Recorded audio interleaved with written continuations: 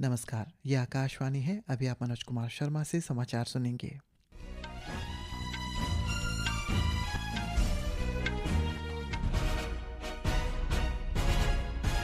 पहले मुख्य समाचार। राष्ट्रीय 79वें स्वतंत्रता दिवस के जश्न के लिए तैयार। 28 राज्यों और केंद्र शासित प्रदेशों के 210 पंचायत नेता नई दिल्ली में आयोजित समारोह में शामिल होंगे। भारत और सिंगापुर के मंत्रिस्तरीय गोलमेज वार्ता द्विपक्षीय संबंधों को मजबूत करने के लिए नई दिल्ली में आयोजित की गई। बिहार में प्रमुख नदियों में आई बाढ़ से 10 जिलों के 19 लाख से अधिक लोग प्रभावित। भारतीय मौसम विभाग ने आज उत्तराखंड, तेलंगाना, बिहार और तटीय आंध्र प्रदेश के कुछ स्थानों पर भारी बारिश के रेड अलर्ट जारी किए। ईटानगर मौसम विभाग ने आज अरुणाचल प्रदेश के 5 जिलों के लिए ऑरेंज अलर्ट, साथ ही अन्य 17 जिलों के लिए येलो अलर्ट जारी किया है। गाज़ा में युद्ध विराम पर बातचीत के लिए हमास प्रतिनिधिमंडल काहिरा पहुंचा। इजरायली प्रधानमंत्री बेंजामिन नेतन्याहू ने हमास के साथ आंशिक युद्ध विराम से इनकार किया। और कुलवीर सिंह ने बुडापेस्ट में पुरुषों की 3000 मीटर दौड़ की गैर ओलंपिक स्पर्धा में अपना ही राष्ट्रीय रिकॉर्ड तोड़ दिया। अब समाचार विस्तार से। राष्ट्रीय 79वें स्वतंत्रता दिवस समारोह के लिए तैयार है। स्वतंत्रता दिवस पर प्रधानमंत्री नरेंद्र मोदी नई दिल्ली में लाल किले के प्राचीर से राष्ट्र को संबोधित करेंगे। स्वतंत्रता दिवस के अवसर पर दिल्ली पुलिस ने सुरक्षा के व्यापक प्रबंध किए हैं। इसके लिए अर्धसैनिक बलों की टुकड़ियों को राजधानी में तैनात किया गया है। स्वाधीनता दिवस समारोह में आम जनता की सुविधा के लिए दिल्ली मेट्रो सभी लाइनों पर सुबह 4 बजे से सेवाएं शुरू करेगी। 28 राज्यों और केंद्र शासित प्रदेशों के 210 पंचायत नेता 15 अगस्त को नई दिल्ली में आयोजित स्वतंत्रता दिवस समारोह में विशेष अतिथि के रूप में शामिल होंगे। एक रिपोर्ट। इस वर्ष के विशेष अतिथियों में बड़ी संख्या में महिला पंचायत प्रतिनिधि शामिल हैं, जिन्होंने अपनी ग्राम पंचायतों में बेहतर बुनियादी ढांचा, बेहतर सार्वजनिक सेवाएं और समावेशी सामुदायिक पहल जैसे उल्लेखनीय सुधार लाए हैं। पंचायती राज मंत्रालय ने कहा है कि इन विशेष अतिथियों ने प्रधानमंत्री आवास योजना ग्रामीण और मिशन इंद्रधनुष जैसी प्रमुख सरकारी योजनाओं को मूर्त रूप देने में उल्लेखनीय सफलता प्राप्त की है। इन विशेष अतिथियों के लिए कल नई दिल्ली में एक औपचारिक सम्मान समारोह आयोजित किया जाएगा। कार्यक्रम के दौरान AI संचालित सभासार एप्लीकेशन लॉन्च भी किया जाएगा। दीपेंद्र के साथ अमन यादव, आकाशवाणी समाचार, दिल्ली। इस बीच स्वतंत्रता दिवस के उपलक्ष्य में देश के कोने कोने में हर घर तिरंगा अभियान चलाया जा रहा है। गृह मंत्री अमित शाह ने आज अपने आवास पर हर घर तिरंगा अभियान के तहत राष्ट्रीय ध्वज फहराया। सोशल मीडिया पर एक पोस्ट में श्री शाह ने कहा है कि ये अभियान एक जन आंदोलन बन गया है, जो पूरे देश को एकता के सूत्र में पिरोता है और देशभक्ति की भावना को और मजबूत करता है। केंद्रीय मंत्री शिवराज सिंह चौहान ने भी आज परिवार के साथ तिरंगा फहराया। उत्तर प्रदेश में मुख्यमंत्री योगी आदित्यनाथ ने लखनऊ में अपने सरकारी आवास पर 3 दिवसीय हर घर तिरंगा अभियान की शुरुआत की। इधर राष्ट्रव्यापी हर घर तिरंगा अभियान के तहत अरुणाचल प्रदेश के राज्यपाल lieutenant general retired KT Patnaik ने आज ईटानगर स्थित राजभवन के अधिकारियों एवं कर्मचारियों को राष्ट्रध्वज वितरित किया। इस अभियान का उद्देश्य हर घर को गर्व और सम्मान के साथ तिरंगा फहराने के लिए प्रेरित करना है, जिससे ये कार्य राष्ट्र प्रेम की सामूहिक अभिव्यक्ति बन सके। अरुणाचल प्रदेश के उप मुख्यमंत्री चाउना मेन ने भी आज लोहित जिले के वाकरो में हर घर तिरंगा अभियान की शुरुआत की।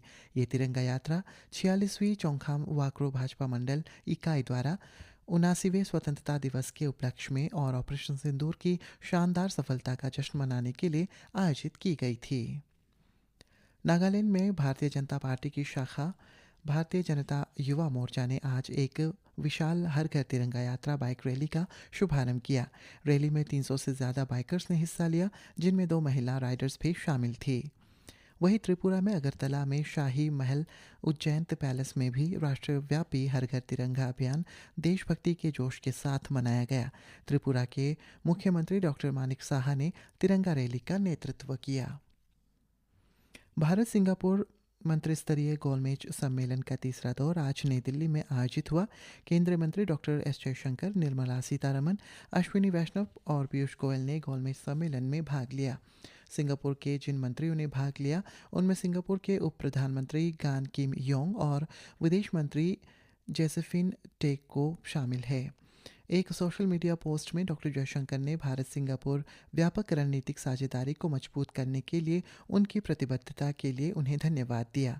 डॉक्टर जयशंकर ने कहा कि भारत सिंगापुर मंत्रिस्तरीय गोलमेज सम्मेलन ने भारत सिंगापुर बिजनेस गोलमेज ISBR प्रतिनिधिमंडल के साथ एक उपयोगी बातचीत की। उन्होंने कहा है कि सरकार और उद्योग के बीच तालमेल भारत सिंगापुर संबंधों के अगले चरण को खोलने की कुंजी है।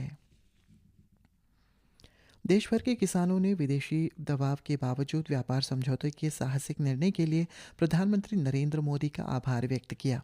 किसान संगठनों के नेताओं ने किसानों के एक बड़े समूह ने कल नई दिल्ली में केंद्रीय कृषि तथा किसान कल्याण मंत्री शिवराज सिंह चौहान से मुलाकात की। भारतीय किसान चौधरी चरण सिंह संगठन के राष्ट्रीय अध्यक्ष धर्मेंद्र चौधरी ने कहा कि प्रधानमंत्री नरेंद्र मोदी के इस फैसले से न केवल लाखों अन्नदाताओं को राहत मिलेगी, बल्कि देश के कृषि और ग्रामीण क्षेत्र की आत्मनिर्भरता को भी बल मिलेगा।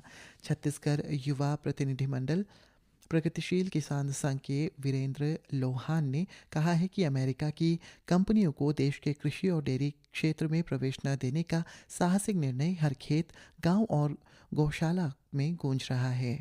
माननीय प्रधानमंत्री जी, आपने अमेरिकी कंपनियों को कृषि एवं डेयरी सेक्टर में प्रवेश न देने का जो साहसिक निर्णय लिया है, वह हर खेत, हर खलियान और हर गौशाला में गूंज रहा है। आपने प्रवेश न देकर यह साबित कर दिया है कि भारत का किसान सिर्फ अन्नदाता नहीं, बल्कि इस राष्ट्र की आत्मा है और इस आत्मा पर कभी कोई विदेशी कब्जा नहीं कर सकता। भारतीय जनता पार्टी ने आज कांग्रेस सांसद और लोकसभा में विपक्ष के नेता राहुल गांधी पर चुनाव आयोग पर वोट चोरी के आरोपों को लेकर निशाना साधा। नई दिल्ली में भाजपा सांसद अनुराग सिंह ठाकुर ने आरोप लगाया कि कांग्रेस बिना आत्मनिरीक्षण किए EVM चुनाव आयोग और संवैधानिक संस्थाओं को दोष मरती रही है। सर्वोच्च न्यायालय ने 2 बार के ओलंपिक पदक विजेता पहलवान सुशील कुमार की जमानत आज रद्द कर दी। वे जूनियर राष्ट्रीय कुश्ती चैंपियनशिप सागर धनकर की हत्या का मुख्य आरोपी है। न्यायमूर्ति संजय करोल और न्यायमूर्ति प्रशांत कुमार मिश्रा की पीठ ने सुशील को जमानत देने के दिल्ली उच्च न्यायालय के आदेश को रद्द कर दिया। सर्वोच्च न्यायालय के मुख्य न्यायाधीश BR गवई ने आज कहा है कि न्यायालय दिल्ली NCR में आवारा कुत्तों के पुनर्वास के मुद्दे पर विचार करेगा। मुख्य न्यायाधीश न्यायमूर्ति JB पारदीवाला और न्यायमूर्ति R महादेवन की पीठ द्वारा सोमवार को दिए गए फैसले का उल्लेख कर रहे थे। इनमें दिल्ली NCR के नगर निकायों को सभी आवारा कुत्तों को तुरंत पकड़कर आश्रय स्थलों में स्थानांतरित करने का निर्देश दिया गया है। बिहार में गंगा, गंडक, सोन, कोसी, महानंदा और बागमती सहित प्रमुख नदियों के उफान पर होने के कारण राज्य के 10 जिलों के 19 लाख से ज़्यादा लोग बाढ़ से प्रभावित हुए।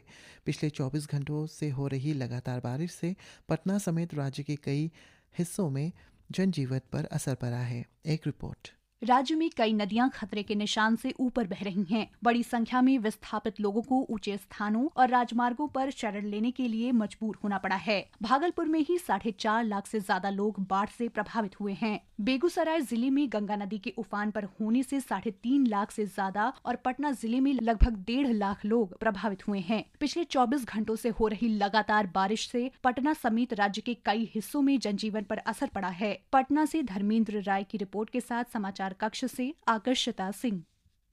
इस बीच मौसम विभाग ने आज उत्तराखंड, बिहार, तेलंगाना और तटीय आंध्र प्रदेश में मूसलाधार बारिश का रेड अलर्ट जारी किया। इधर ईटानगर मौसम विभाग ने आज अरुणाचल प्रदेश के 5 जिलों ईस्ट कामेंग, पाके केसांग, पापुमपारे, कुरुंकुमे और अंजाव के लिए ऑरेंज अलर्ट, साथ ही अन्य 17 जिलों के लिए येलो अलर्ट जारी किया है। विभाग के अनुसार इन जिलों में अगले 24 घंटों में अलग अलग स्थानों पर गरज के साथ बिजली गिरने और तेज बारिश होने का संभावना है। सामाजिक न्याय और अधिकारिता मंत्री डॉक्टर वीरेंद्र कुमार ने कहा है कि मादक द्रव्यों के सेवन से होने वाला विकार देश के सामाजिक ताने बाने पर प्रतिकूल प्रभाव डालता है। आज नई दिल्ली में नशा मुक्त भारत अभियान की 5वीं वर्षगांठ पर डॉक्टर वीरेंद्र कुमार ने कहा है कि नशीले पदार्थों की लत न केवल व्यक्ति के स्वास्थ्य को प्रभावित करता है, बल्कि उनके परिवारों को और समाज को भी प्रभावित करती है।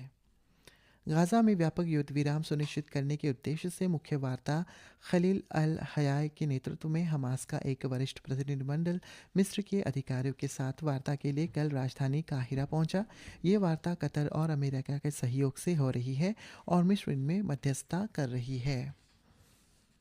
और भारत के गुलवीर सिंह ने बुडापेस्ट में Gyulai Istvan Memorial Hungarian Athletics Grand Prix में पुरुषों की 3000 मीटर दौड़ की गैर ओलंपिक स्पर्धा में अपना ही राष्ट्रीय रिकॉर्ड तोड़ते हुए 5वां स्थान हासिल किया है। उन्होंने 7 मिनट और 34.49 सेकंड समय के साथ ये कीर्तिमान हासिल किया। इसी के साथ ये समाचार बुलेटिन समाप्त हुआ। नमस्कार।